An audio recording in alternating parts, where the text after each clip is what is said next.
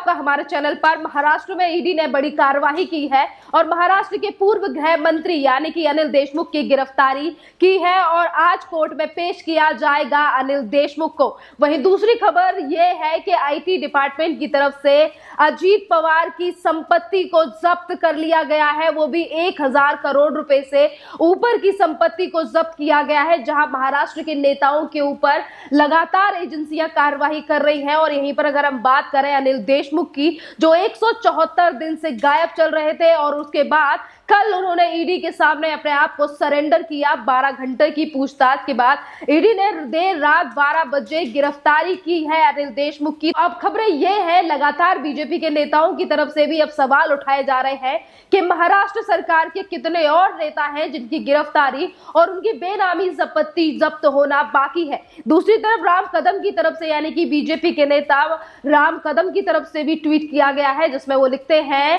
कि महाराष्ट्र के एक एक करके नेताओं के इसी तरीके से नंबर आने वाला है, तो अनिल पराब का नंबर कब आएगा। जी हां, लगातार जिस तरीके से चीजें देखने के लिए मिल रही थी और अनिल देशमुख को अब जो मुश्किलें हैं वो और भी ज्यादा बढ़ने वाली है, क्योंकि आज कोर्ट में पेशी अगर होनी है अनिल देशमुख की तो ईडी की तरफ से भी ये कहा गया है कि वो रिमांड के लिए बोलेगी कोर्ट में। तो दूसरी तरफ अनिल देशमुख के वकील लगातार प्रयास कर रहे हैं कि अनिल देशमुख को बचा लिया जाए, पर जो 100 करोड़ रुपए की उगाही का मामला था वो इतना छोटा मामला नहीं था और यही बड़ी बात थी जिसके लिए अनिल देशमुख अपने आप को बचाए बचाए घूम रहे थे। पहले वो फरार हो गए, फिर उन्हें लगा कि अगर पानी ऊपर बढ़ रहा है तो इसीलिए उन्होंने कल आकर अपने आप को सरेंडर कर दिया ईडी के सामने। और ईडी को जब सरेंडर किया गया अनिल देशमुख की तरफ से तो ये बात भी कही गई परमवीर की तरफ से जो एलिगेशन लगाए गए थे 100 करोड़ रुपए की वसूली को लेकर वो झूठे थे।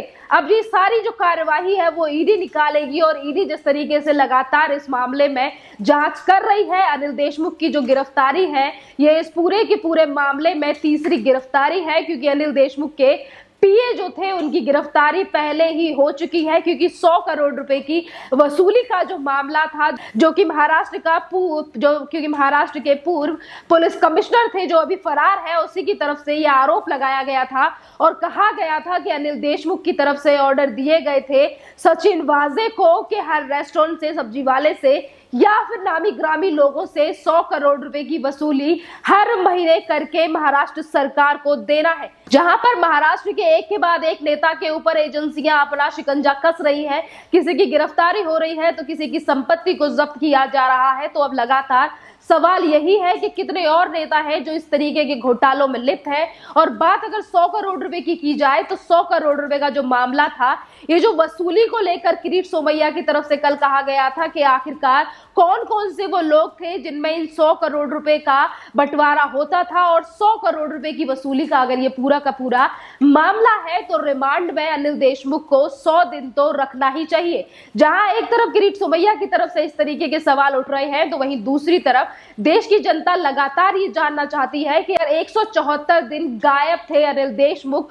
तो ईडी को लगातार रिमांड में लेकर ये पूछना चाहिए। अगर आज रिमांड पीएमएलए कोर्ट में मिलती है यानी कि सेशन कोर्ट में आज सुनवाई और पेश किया जाएगा अनिल देशमुख को, और अगर रिमांड मिलती है ईडी को तो इस बात का भी पता लगाना बेहद जरूरी है कि 174 दिन जिन 174 दिन ये गायब रहे थे अनिल देशमुख, आखिरकार ये कहां थे और किस तरीके से चीजों को मैनिपुलेट करने की कोशिश की गई। क्या ऐसा तो नहीं है कि जो गवाह थे, जो पूरी जांच थी, इसे भटकाने का प्रयास किया गया हो और सबूतों को मिटाकर ही ईडी के सामने खुद को सरेंडर किया गया हो। पर ईडी के हाथ में ये पूरा का पूरा मामला है। लगातार ईडी की तरफ से समन अनिल देशमुख को भेजे जाते रहे थे और उसके बाद अगर सरेंडर हुआ भी तो अब गिरफ्तारी हो चुकी है और अब देखना अहम होगा कि कितनी और मुश्किलें अनिल देशमुख और उन तमाम नेताओं की बढ़ने वाली है कि ईडी के हाथ में कुछ तो सबूत ऐसे लगे होंगे जिसकी वजह से गिरफ्तारी अनिल देशमुख की रात 1 बजे की गई है। यहीं पर कोर्ट हो या फिर सरकार,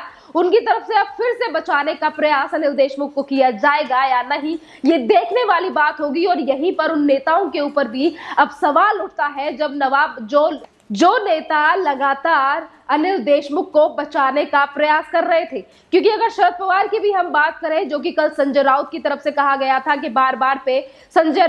राउत की तरफ से यह भी कहा गया कि नेताओं को घसीटने का प्रयास किया जा रहा है, शरद पवार को बदनाम करने का प्रयास किया जा रहा है। वहीं एक तरफ 100 करोड़ की वसूली को लेकर शरद पवार के ऊपर काफी सारे जो सवाल हैं वो उठ रहे हैं कि शरद पवार को क्या पता नहीं था कि 100 करोड़ रुपए की वसूली उन्हीं के सरकार के, उन्हीं के नाक के नीचे हो रही थी। और वहीं दूसरी तरफ सरकार की तरफ से सरकार के एक के बाद एक नेता आकर एक दूसरे को बचाने का प्रयास कर रहे हैं। बार बार पे सिर्फ यही कहा जाता है कि केंद्र सरकार जो है वो एजेंसियों का इस्तेमाल करके हमें बदनाम करने का प्रयास कर रही है, सरकार को तोड़ने का प्रयास कर रही है। और वहीं दूसरी तरफ अगर चीजें देखी जाए तो ये निकलकर सामने आती है कि कोई जो नेता है वो 100 करोड़ रुपए की वसूली कर रहा है, तो कहीं और नेता इस तरीके से निकलकर इस महाराष्ट्र सरकार में आ रहे हैं जिनकी खुद की ही बेनामी संपत्ति है, जो कभी भंगार वाले थे और आज उनके पास करोड़ों में संपत्ति है। सवाल काफी ज्यादा है जो आज देश की जनता लगातार इस महाराष्ट्र की सरकार से पूछ रही है कि बेनामी संपत्ति हो या तमाम ऐसी चीजों हो, उनको लेकर सरकार जवाब क्यों नहीं दे रही है। और इसी मामले को लगातार जोड़ा जा रहा है पिछले साल हुए सुशांत सिंह राजपूत के हत्याकांड से। उससे भी तमाम लोगों का ये कहना है कि कर्मा किस तरीके से बदलता है और कर्मा किस तरीके से जवाब देता है, ये महाराष्ट्र सरकार को देखना चाहिए। क्योंकि नवंबर का ही महीना था जब तलोजा जेल में अर्नब गोस्वामी को डाला गया था और नवाब मलिक की तरफ से कहा गया था कि ये आत्महत्या कर लेंगे। और वही अनिल देशमुख जो लगातार कह रहे थे कि सुशांत सिंह राजपूत के मामले में सीबीआई की जांच नहीं होनी चाहिए, आज वो खुद ईडी के चक्कर काट रहे हैं और ईडी उनकी गिरफ्तारी कर चुकी है। जिस तरीके से जो सरकार है, अभी बने हुए सिर्फ 2 साल हुए हैं और जो जितनी चीजें हैं सरकार के, जो घोटाले हैं वो निकल कर सामने आ रहे हैं, उसके बावजूद भी सरकार इन सभी घोटालों पर जवाब देने की बजाय अपने आप को बचाने का प्रयास कर रही है। जहां एक तरफ अजीत पवार की 1000 करोड़ से ऊपर की संपत्ति को जब्त किया गया है, वो भी 5 प्रॉपर्टीज को सीज कर लिया गया है। ये बड़ी बात है लगातार जिस तरीके से, और ये अजीत पवार को लेकर पहले इस तरीके की कार्यवाही नहीं है कि उनकी संपत्ति को जब्त कर लिया गया हो, चाहे 2011 में हुआ सिंचाई घोटाला हो या फिर उसके बाद तमाम जब से सरकार महाराष्ट्र में बनी है तब से एक के बाद जो घोटाले सामने आए हैं उनमें कहीं ना कहीं अजीत पवार का भी नाम रहा ही है। और अब अजीत पवार की कितनी ज्यादा मुश्किलें बढ़ने वाली हैं, क्योंकि इतनी ज्यादा जो बेनामी संपत्ति जो इनकम टैक्स डिपार्टमेंट की तरफ से सीज की गई है, इस पर भी जवाब देना होगा अजीत पवार को। और अजीत पवार की संपत्ति को लगातार सवाल अब उठाए जा रहे हैं शरद पवार को लेकर भी, क्योंकि शरद पवार के ही भतीजे हैं अजीत पवार, जो कि डिप्टी सीएम है महाराष्ट्र की सरकार में। और लगातार जिस तरीके की चीज है बेनामी संपत्ति और 1000 करोड़ की संपत्ति, बेहद बड़ी बात है कि लगातार सरकार में इतने ज्यादा जो नेता है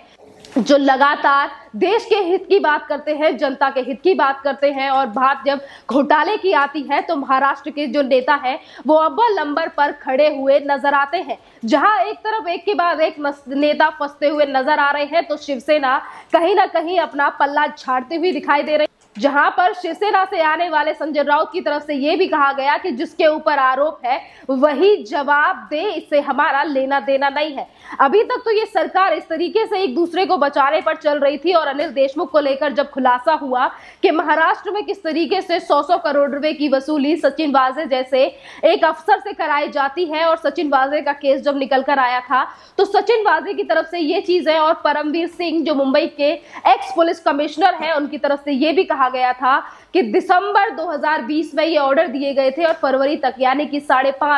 550 करोड़ से ऊपर की जो वसूली हुई थी, ये सारी की सारी चीजें कही गई थी परमवीर की तरफ से। और अगर आगे चल के परमवीर सिंह की भी गिरफ्तारी हो जाती है, जैसा कि ये भी बताया जा रहा है कि परमवीर सिंह बेल्जियम में है, फरार है, अगर आगे चल के परमवीर सिंह की भी गिरफ्तारी होती है तो कितनी ज्यादा मुश्किलें बढ़ेंगी अनिल देशमुख की, महाराष्ट्र की सत्ताधारी सरकार में बैठे हुए नेताओं की। ये तो आने वाला वक्त ही बताएगा। पर आज जनता जिस तरीके से लगातार सरकार की फजीहत आज सोशल मीडिया पर कर रही है, सरकार के हित में ज्यादा लोग बोलने वाले नहीं है, ज्यादातर लोग सवाल ही पूछ रहे हैं कि महाराष्ट्र की सरकार को अभी बने हुए ज्यादा टाइम नहीं हुआ है और लगातार महाराष्ट्र की सरकार के नेताओं के इस तरीके से घोटाले सामने आ रहे हैं जो सरकार तीन पार्टियों से मिलकर बनी थी और लगातार मुख्यमंत्री उद्धव ठाकरे की तरफ से कहा जाता रहा है कि हमारी जो सरकार जो बनी है तीन पार्टियों से मिलकर बनी है, हम महाराष्ट्र के लोगों के लिए काम कर रहे हैं, मराठी मानुस के लिए काम कर रहे हैं। पर जहां पर अगर देखा जाए तो सरकार को अपने ही बंटवारे से और घोटालों से फुर्सत नहीं है। महाराष्ट्र की जनता के बारे में ये सरकार कब सोचेगी? तो जो सपने हैं उद्धव ठाकरे के, जिसमें वो कई बार कह चुके हैं कि हमारी जो सरकार है वो आने वाले 30 से 35 साल चलेगी, पर यहाँ जो जनता का रुझान है, जनता का जो रिएक्शन है वो उल्टा ही दिखाई दे रहा है।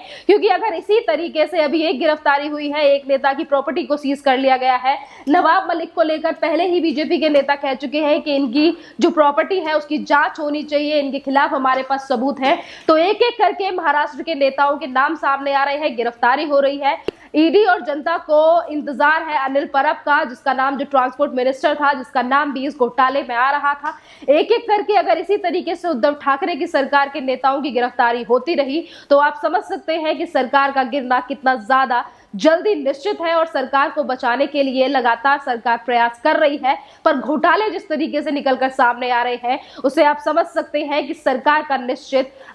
का पतन जल्द ही निश्चित है, जो कि जनता भी यही चाहती है। इसी तरीके की और भी ज्यादा अपडेट्स के लिए बने रहिए आप हमारे चैनल के साथ। धन्यवाद।